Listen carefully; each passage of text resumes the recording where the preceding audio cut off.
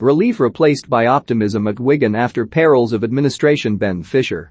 After avoiding relegation to League Two in the penultimate game of last season, there was an outpouring of relief among Wigan Athletics players and staff, a little respite after the slog of administration. On Saturday, the atmosphere inside the DW Stadium against Rotherham promises to be equally supercharged, not only because it is their first home game with supporters for 17 months, but because Abdulrahman Al-Jazmi, whose consortium took ownership of the club in March, is in town to take in his first live match.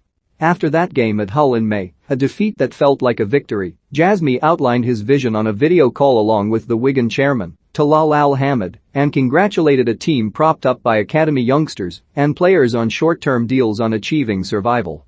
The squad gathered by a big screen and Liam Richardson, the manager, and Jamie Jones, the club captain, expressed their gratitude to the owners.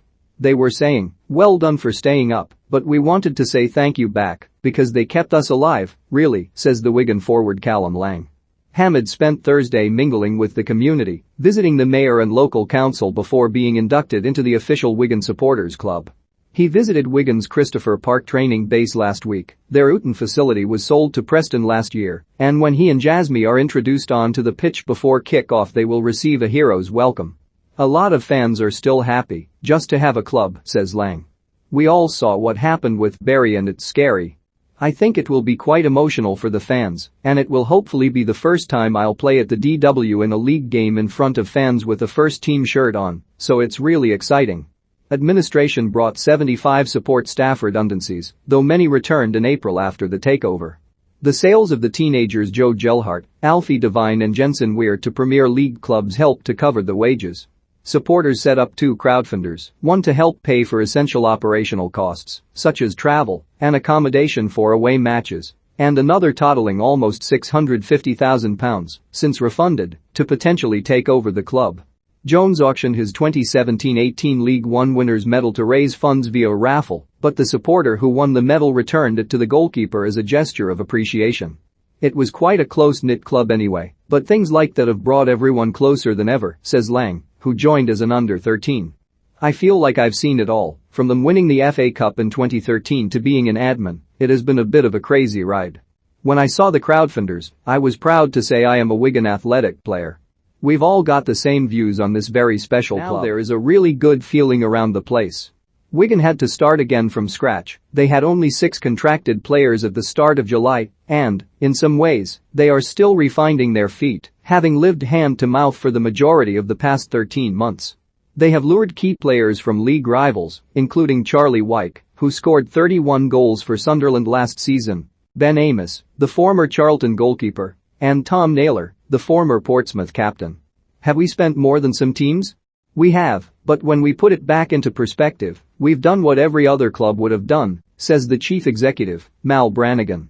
We've probably had to pay a slight premium on some of the players, but the challenges that were faced by the team, the manager and by the ownership group were enormous, starting from such a low base. Jazmi, a Bahraini banker, fronts the consortium Phoenix 2021 Limited, the majority shareholder of which is Europa Point Sports Holdings Limited, a company incorporated in Gibraltar. The parent company of Europa Point Sports Holdings is Epic Investment Holding Company Limited, also registered in Gibraltar, in which Jazmi holds a significant interest. Jazmi is said on his company's website to specialize in private equity and venture capital, focusing on real estate, hospitality, healthcare, and energy in emerging and developed markets. Are we ambitious? Yes, says Brannigan. We would like to be one division up, but that isn't the whole aim for this year. It's all about bringing stability. Wigan's academy continues to feed their first team, with Thilo Osgaard and Luke Robinson breaking in last season, and the centre-back James Carrer, son of the former Liverpool defender Jamie who captained Wigan's under-18s last season, made his first team debut as Wigan advanced in the Carabao Cup in midweek. Carrer recently signed a professional contract amid top-flight interest. He's very similar to his dad in the way he plays, and he's got a bright future, says Lang. The stadium exterior has been jet-washed and repainted, and the mood is markedly different from the gloom this time last year. There seems to be a sense of renewed energy, says Brannigan.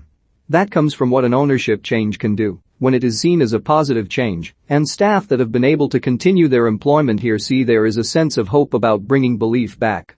I think supporters feel there is now an ownership group that will make sure the club is put on a firm foundation.